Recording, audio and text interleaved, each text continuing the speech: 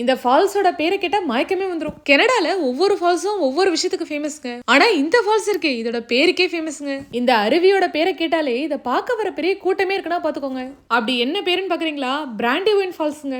செமையா இருக்குல்ல? கதை கேட்டா இன்னும் காமெடியா இருக்குங்க. ரெண்டு ஃப்ரெண்ட்ஸ் கையில BrandyWineோட ஒரு போட்டி வச்சுக்கிட்டாங்களாம். அதாவது யார் இந்த ஃபால்ஸோட ஹைட்டை கரெக்டா மெஷர் பண்ணி சொல்றாங்கன்னு. ஒருத்தர் கரெக்டா கெஸ் பண்ணி அந்த பாட்டில்ஸை வின் பண்ணது மட்டும் இல்லாம அதோட பேரையும் அந்த ஃபால்ஸ்க்கே வச்சுட்டாராங்க.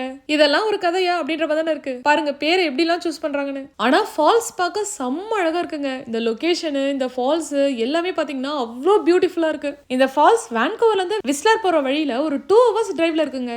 ஃபேமிலியோட ஒரு 1 day ஸ்பெண்ட் பண்ணி பார்க்கிறதுக்கு ஒரு சூப்பரான பிளேஸ்ங்க. கண்டிப்பா இந்த சம்மர்ல ட்ரை பண்ணி பாருங்க. லக் இருந்தா போற வழியில நிறைய கரடிங்கலாம் கூட பார்க்கலாங்க.